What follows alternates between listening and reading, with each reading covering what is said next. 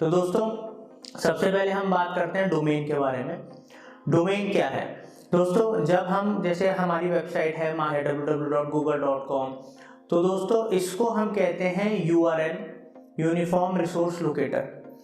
क्योंकि ये जो भी वेब की दुनिया है, ये सॉरी इंटरनेट की दुनिया है, इसमें हर एक जो वेबसाइट है कुछ उसको एक आईपी, एक एड्रेस होता है उसका, लाइक आप देखते हो 11.92 ऐसे करके एक आईपी एड्रेस का कोड होता है। तो जनरली इतनी सारी आईपीज या इस तरीके के एड्रेसेस को याद रखना ये यूजर फ्रेंडली नहीं होता, तो इसलिए इसको एक नाम दे दिया गया।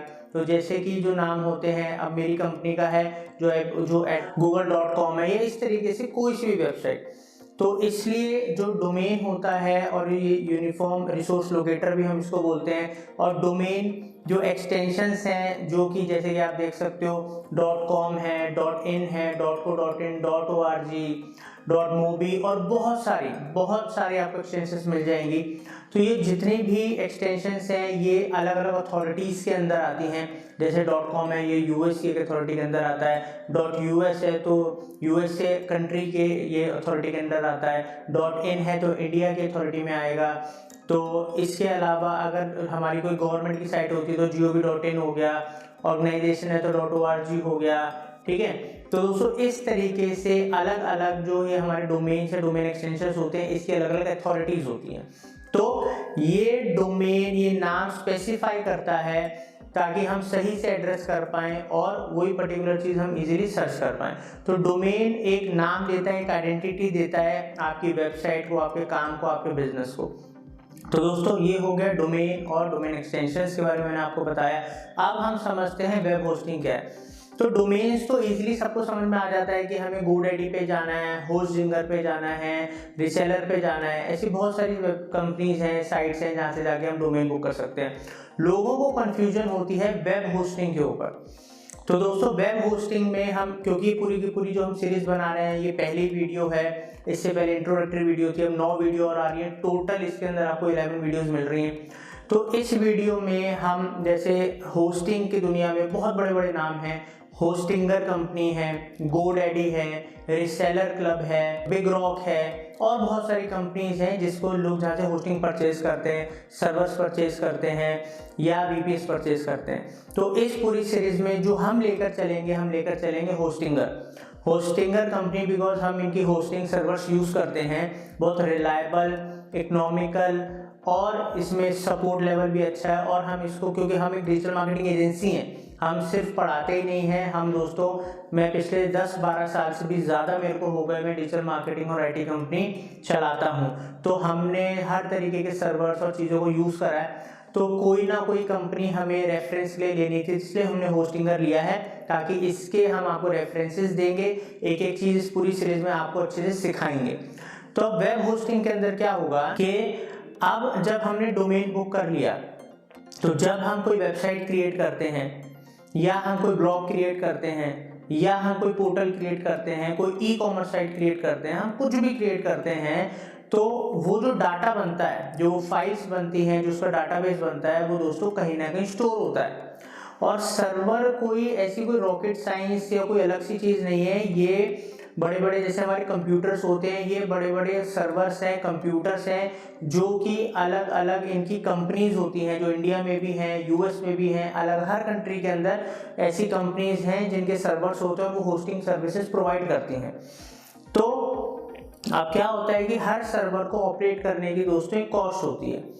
मान लो अगर कोई ABC कंपनी है और उनके सर्वर्स हैं, तो वो आप अगर वहाँ पर अपनी वेबसाइट होस्ट करोगे, अपना डाटा फाइल्स वहाँ पर रखोगे, ताकि कभी भी कोई आपका डोमेन नेम सर्च करे तो वो वहाँ से आपकी वेबसाइट अगर कनेक्टेड है, नेम सर्वर्स कनेक्टेड हैं, तो वो तुरंत आपकी वेबसाइट फेच करेगा उस डाटाबेस से और आपकी वेबसाइट को शो कर देगा। तो इसमें क्या होता है कि जो जब आप डोमेन बुक करते हो और जब आप होस्टिंग बुक करते हो किसी भी सर्वर के ऊपर किसी भी कंपनी से, तो होस्टिंग के नेम सर्वर्स होते हैं, जैसे NS1 abc.com, इस तरीके से NS2 abc.com, जो नेम सर्वर्स आपको अपने डोमेन में जाना है, डोमेन पे आपको नेम सर्वर्स अटैच करने होते हैं ताकि वो लिंक हो जाए कि हाँ इस डोमेन को कोई डालेगा तो इस नेम सर्वर, इस सर्वर के ऊपर जो आपकी वेबसाइट का डाटा है वो शो होगा। तो इस तरीके से डोमेन और होस्टिंग इंटरकनेक्टेड होती है। तो होस्टिंग के लिए क्या होता है कि आपको एक होस्टिंग कंपनी को अप्रोच करना होता है और ऑनलाइन बहुत सारे ऑप्शंस आपको मिलते हैं, जैसे मैंने आपको बताया GoDaddy है, होस्टिंगर है और बहुत सारे ऑप्शंस हैं। वहाँ पर आप जाके होस्टिंग परचेज कर सकते हो और होस्टिंग परचेज करने के बाद आप अपनी वेबसाइट का डाटा वहाँ पर अपलोड कर सकते हो, आप कर सकते हो, या आपका कोई वेबसाइट डिज़ाइनर है, डेवलपर है, वो आपका सारी फाइल्स वहाँ पर डालेगा। आप नेम सर्वर के थ्रू होस्टिंग क्रिएट करने के बाद कनेक्ट करोगे डोमेन के संग और आपके डोमेन होस्टिंग के थ्रू आपकी वेबसाइट लाइव। आज हम आपको इस वीडियो में बताएंगे कि किस तरीके से आप होस्टिंग चूज करो और आप उसको बुक कर सकते हो। तो दोस्तों, जैसे कि ये जो हमारी सीरीज है ये होस्टिंग से रिलेटेड है और हमने इससे पहले आपको कई सारी वीडियोस में बहुत इंपॉर्टेंट आपको चीज़ें बताई हैं जिनको आपको फॉलो करना चाहिए। तो अब मैं आपको, जैसे अभी देख लीजिए हमारी वेबसाइट है marketingfundas.com। तो इसका ये डोमेन हमने बुक करा था। तो ऑब्वियसली ये वेबसाइट जब बनी हमारी तो ये हमने होस्टिंग पे, हमने इसके लिए होस्टिंग बाय करी और इसको हमने होस्टिंग पे सर्वर पे डाला, तब जाकर ये हमारा डोमेन होस्टिंग के थ्रू वेबसाइट लाइव हो पाई। तो डोमेन तो बहुत इजी होता है। आप डोमेन होस्टिंगर पे जाएं, GoDaddy पे जाएं, ब्लूहोस्ट पे जाएं, कहीं पर भी जाइए और आप अपना डोमेन बुक कर सकते हो डोमेन के ऑप्शन पे जाके। वैसे ही आप होस्टिंग भी बुक कर सकते हो। तो जो ये कंपनीज हैं लाइक मैंने बताया होस्टिंगर, GoDaddy, ब्लूहोस्ट, GoHostGator और बहुत सारी कंपनीज हैं। तो अब हम होस्टिंग के बारे में आपको इस वीडियो में बता रहे हैं कि आप कैसे आप होस्टिंग चूज करो और बाय करो। ये प्रोसेस हम इस वीडियो में क्लियर करेंगे। तो उसके लिए मैं होस्टिंगर का एग्जांपल ले रहा हूँ। जैसे कि इस सीरीज में मैंने होस्टिंगर का एग्जांपल लिया है क्योंकि हम भी उसको यूज करते हैं, तो थोड़ा यूजर फ्रेंडली है हमारे लिए। तो दोस्तों, होस्टिंगर में क्या है कि अगर आपको होस्टिंग परचेज करना है तो देखिए होस्टिंग के ऑप्शंस पे जाके shared hosting, cloud hosting, WordPress hosting, VPS hosting, already मैंने आपको इससे पहली वाली वीडियोस में अच्छे से एक्सप्लेन करा है कि इनमें डिफरेंस क्या है। तो उन वीडियोस पे जाकर आप पूरा डिटेल में समझ सकते हो ये चीज़ों में क्या है। ठीक है, तो उसमें आप अच्छे से समझ लीजिए और आपकी रिक्वायरमेंट के हिसाब से, मान लीजिए कि आपकी एक स्टार्टअप है, एक बेसिक वेबसाइट है और आपका मतलब इतना बड़ा कोई पोर्टल या डाटाबेस नहीं है, तो आप शेयर्ड होस्टिंग के लिए जा सकते हो। ठीक है, अगर आपको डेडिकेटेड नीड है, ठीक है, और आपका काफ़ी आपको स्पेस चाहिए, आपके पास बहुत ट्रैफिक है, आपका बड़ा कुछ वेबसाइट पोर्टल या ऐसा कुछ है, तो उसके लिए आप VPS होस्टिंग पे जा सकते हो। ये आपका वर्चुअल प्राइवेट सर्वर हो गया और ये शेयर्ड होस्टिंग हो गई। तो यहाँ पर मैं पहले दोनों चीज़ें दिखा देता हूँ एक बार ये आपको। और ये वर्डप्रेस के लिए स्पेसिफिक, अगर आपको अभी वर्डप्रेस पे साइट है उसके लिए स्पेसिफिक होस्टिंग चाहिए तो वो भी आप यहाँ से optimise solution for WordPress hosting specially Hostinger ने दे रखा है वर्डप्रेस वालों के लिए। तो ये एक बहुत अच्छा फीचर है। अगर आपकी वर्डप्रेस पे साइट है तो मैं रिकमेंड करूँगा कि आप इसको ज़रूर लीजिएगा।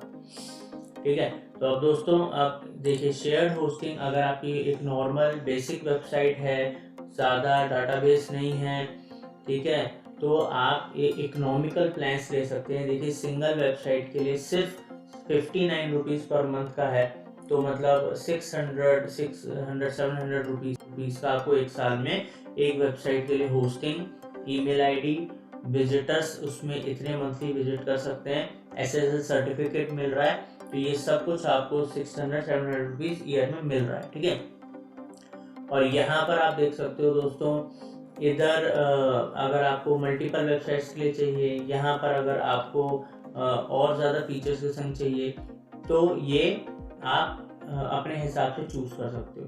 और ऐसे अगर आपको सर्वर चाहिए, स्पेसिफिकली अपने लिए सर्वर चाहिए जिसमें आपको कोई पोर्टल या बड़ा डाटाबेस आपको होस्ट करना है, ठीक है, तो उसके लिए देखिए सर्वर आप बुक कर सकते हो।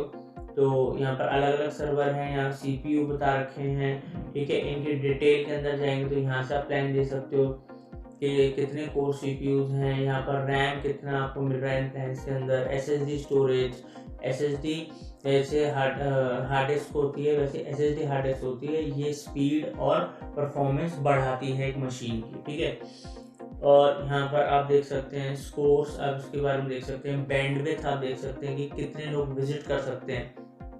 Dedicated IP, full root access, ठीक है। और ये सारा का सारा आप यहाँ पर देख सकते हो कि ये आपको फीचर्स मिल रहे हैं। तो अगर आपकी यूसेज बहुत ज़्यादा है, आप बड़े स्केल पे काम कर रहे हो, तो आप VPS के लिए जाइए। अगर आपकी नॉर्मल वेबसाइट है, स्टार्ट कर रहे हो, तो आप शेयर्ड होस्टिंग के लिए जाइए। वर्डप्रेस की साइट है तो वर्डप्रेस की डेडिकेटेड होस्टिंग के लिए जाइए। तो दोस्तों ये आपके पास कई सारे ऑप्शंस मिल रहे हैं। तो यहाँ पर इन और आपको देखिए एक बेनिफिट क्या है, यहाँ पर देखिए 30 डेज मनी बैक गारंटी। अगर आपको परफॉर्मेंस या किसी चीज़ में भी इशू आ रहा है तो you will get your money back. सबसे बड़ा यहाँ पर आपको एडवांटेज है। तो आप वहाँ पर अपना पैसा वापस ले सकते हो। अब दोस्तों यहाँ पर आपको क्या करना है, देखिए अब हम बुक करने का आपको सिखा रहे हैं। शेयर होस्टिंग पे हम गए। अब शेयर होस्टिंग पे जाने के बाद मान लीजिए कि अगर मेरे को एक अपने लिए होस्टिंग बुक करना है, तो मैं यहाँ पर मान लीजिए ये प्लान लेना है एक, तो मैं ऐड टू कार्ट करूँगा। ऐड टू कार्ट करने के बाद यहाँ पर ये मेरे को कार्ट में लेके गया। अब यहाँ पर आप देख सकते हो, क्रॉस करेंगे, ठीक है। तो यहाँ पर अलग अलग प्लान्स आ गए कि यहाँ पर 48 मंथ्स में हमें ये है, 24 मंथ्स में इतने रुपीज़ का पड़ेगा, 12 मंथ्स में इतना, 1 मंथ में इतना। तो ये यहाँ पर हमें अलग अलग हमें ये बता रहा है कि किस हिसाब से कितने का पड़ेगा। वो आपके ऊपर है, 1 ईयर, 6 मंथ, 1 मंथ कितने का लेना है वो आप अपने हिसाब से चूज कर लीजिएगा। और यहाँ पर आप देखिए लाइफ टाइम SSL सर्टिफिकेट हमें मिल रहा है, ठीक है। और यहाँ पर देखिए क्या लिखा है, फुली रिफंडेबल फॉर 30 डेज, ठीक है। और यहाँ पर जब आप होस्टिंग चूज कर लोगे, मैं तो डेमो के लिए दिखा रहा हूँ, आप अपने हिसाब से अपने बजट के हिसाब से चीज़ को चूज करना क्या आपको लेना है, ठीक है। और जब आपको बाय करना है तो आप चेकआउट पे क्लिक कीजिए। अब चेकआउट जब आपने क्लिक करा, अगर आपने पहले होस्टिंग या किसी भी होस्टिंग साइट के अंदर रजिस्टर नहीं कर रखा तो पहले आपको साइन अप करना पड़ेगा, ठीक है।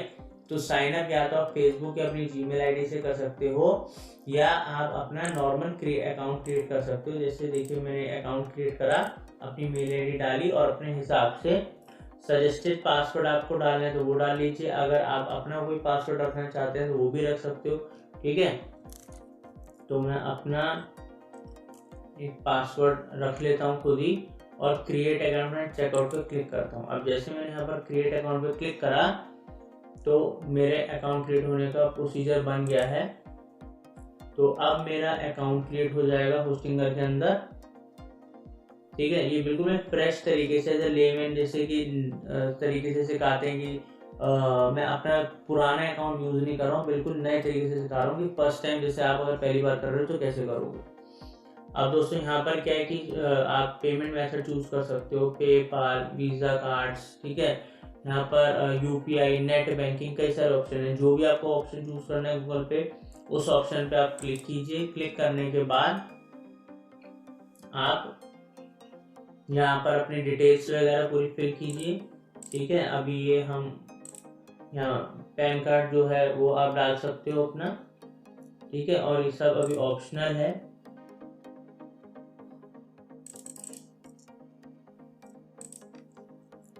ठीक है। तो ये यहाँ पर कंटिन्यू विद पेमेंट अगर हम करेंगे तो हम आगे फर्दर प्रोसीड करेंगे। सॉरी ये हम हटा देते हैं। इसके भी जब GST आपको डालना है, इनपुट लेना है तो डाल दीजिएगा अपनी पूरी इन्फॉर्मेशन। तो बाकी नहीं, अगर GST है तो ये ऑप्शनल है। और कंटिन्यू विद पेमेंट करेंगे तो आप आगे फर्दर बढ़ेंगे। GST अगर आपका है, कंपनी के नाम पे ले रहे हो तो बेनिफिट है, आपको GST का इनपुट मिल जाता है, तो पैसा आपका सेव हो जाता है, ठीक है दोस्तों। तो इस चीज़ का आप ध्यान रखें। आप देखिए दोस्तों, जैसे हमने प्रोसीजर करा कंप्लीट, ठीक है। तो अब यहाँ पर जैसे ही मैं पेमेंट कर दूंगा तो मेरा वो प्लान बुक हो जाएगा, ठीक है दोस्तों। यहाँ पर मेरा प्लान बुक हो जाएगा, क्योंकि मेरे को बाय नहीं करना, मैं डेमो के लिए आपको दिखा रहा था, इसलिए मैंने आपको ये और जैसे ही मेरा वो पेमेंट करूँगा वो बाय हो जाएगा, तो ये मेरी होस्टिंग परचेज हो जाएगी। और उसके बाद मैं अपने डोमेन को होस्टिंग से लिंक करके अपनी वेबसाइट को लाइव कर सकता हूँ, ठीक है। तो अगली वीडियो में मैं आपको ये भी दिखाऊंगा कि किस तरीके से आप अपने जो cPanel होता है, होस्टिंग बुक करने के बाद कैसे फाइल अपडेट करते हैं, ठीक है। और वहाँ पर कैसे होस्टिंग क्रिएट करते हैं, तो सारा का सारा cPanel सर्वर का भी मैं आपको दिखाऊंगा कैसे होता है। तो अगली वीडियो में, ताकि आपको उसका भी आइडिया लग जाए कि सर्वर में क्या क्या फीचर्स होते हैं, उसका ओवरव्यू भी हम आपको देंगे, और होस्टिंग किस तरीके से क्रिएट करके आप डोमेन के संग लिंक कर सकते हो और दोनों चीज़ लाइव कर सकते हो, वो चीज़ हम आपको अगले वीडियो में दिखाएंगे दोस्तों। Thank you.